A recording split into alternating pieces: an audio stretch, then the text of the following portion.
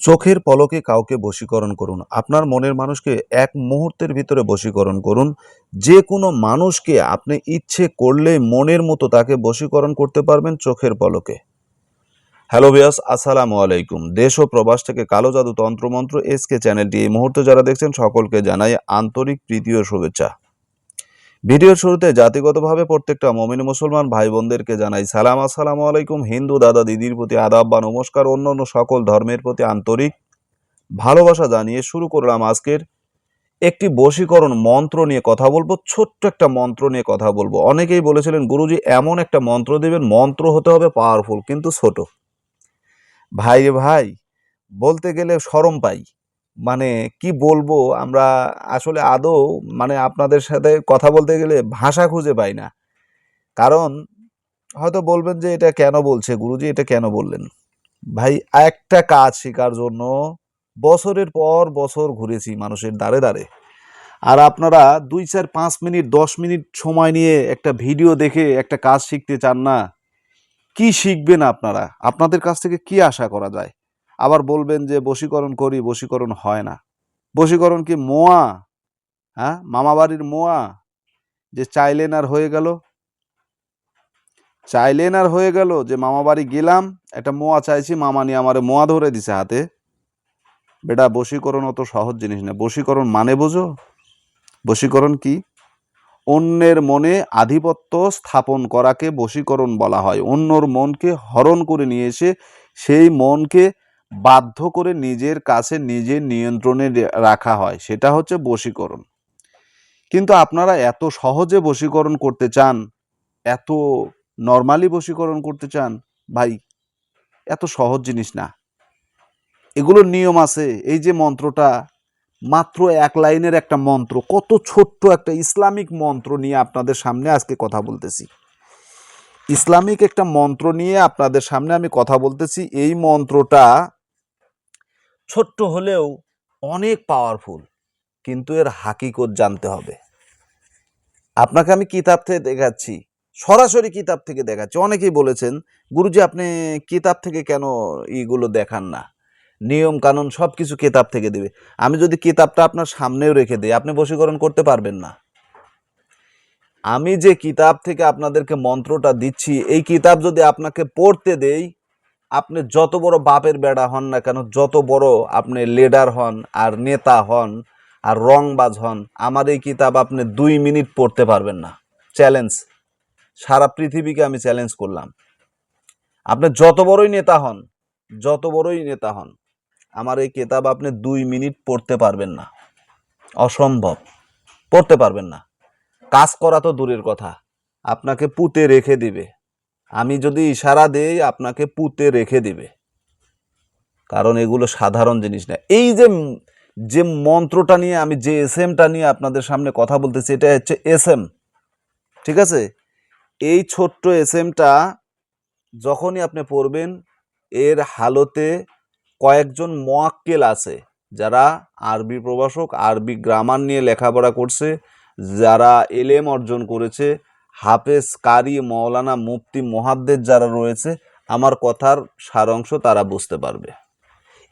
এর একটা করে বাক্য উচ্চারণ করবেন, একটা করে মোয়াক্কেল জাগ্রত হবে, প্রস্তুতি নিবে। তাকে আপনি নিয়ন্ত্রণ করতে না পারলে আপনি কাজ করবেন কিভাবে? তার সম্পর্কে আপনি জানেন না, হাল হাকিকত বোঝেন না, আপনি তাকে দিয়ে কিভাবে কাজ করাবেন ভাই?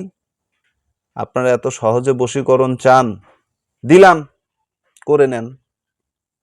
৫ মিনিটের একটা ভিডিও দেখার মতো ধৈর্য আপনার কাছে নেই, ১০ মিনিটের একটা ভিডিও দেখার মতো ধৈর্য নাই। ভিডিওটাকে টেনে কেটে এখান থেকে যেখানে ভালো লাগলো সেখানে দেখলেন, যেখানে ভালো লাগলো না সেখানে দেখলেন না। আপনি বশীকরণ করলেন, পরে আপনার কাজ হলো না, আপনি বিপদগামী হলেন, আপনার একটা ক্ষতি হয়ে গেল। আপনি বললেন যে এই তান্ত্রিক ভালো না, এই শিক্ষক ভালো না, এই ওস্তাদ ভালো না, এ হুজুর ভালো না। অন্যকে দোষ দিয়েন না ভাই।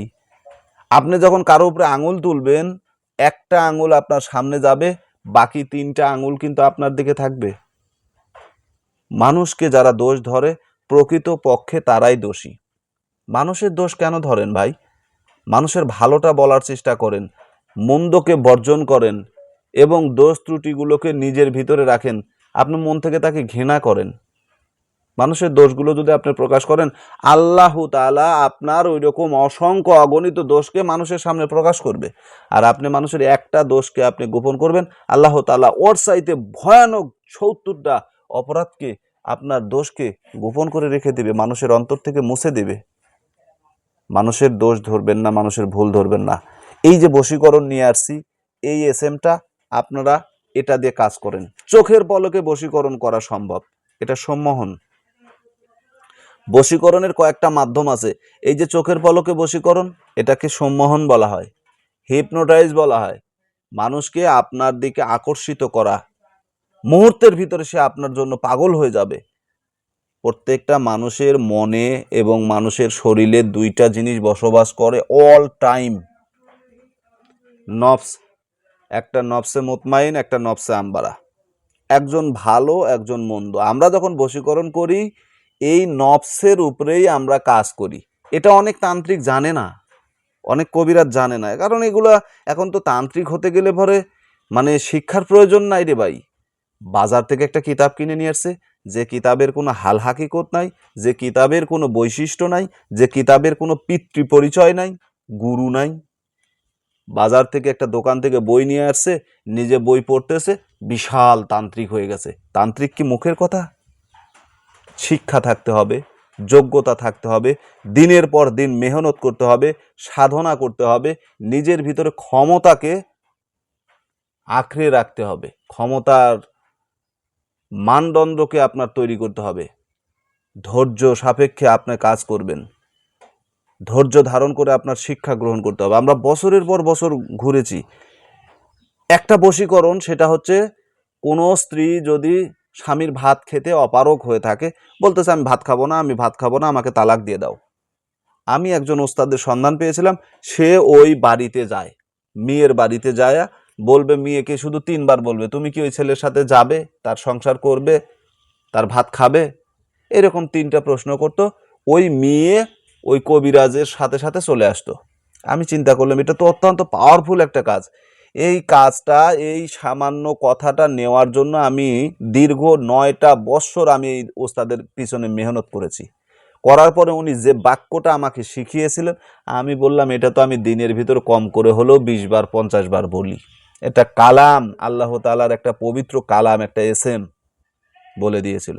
তো যাই হোক, এই যে বশীকরণ নিয়ম সহ আপনাদেরকে দিয়েছি, আপনারা বশীকরণটা করে নেবেন। কিভাবে করবেন দেখেন, এখানে নিয়ম আছে।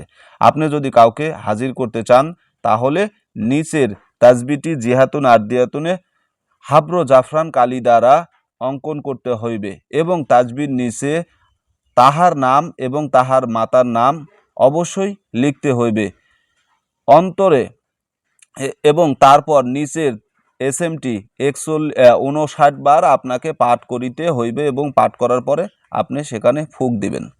ঠিক আছে? ফুঁক দেওয়ার পরে এই কাজটা আপনার কমপ্লিট হয়ে যাবে। আশা করি বুঝতে পেরেছেন। ভালো থাকুন, সুস্থ থাকুন, আল্লাহ হাফেজ।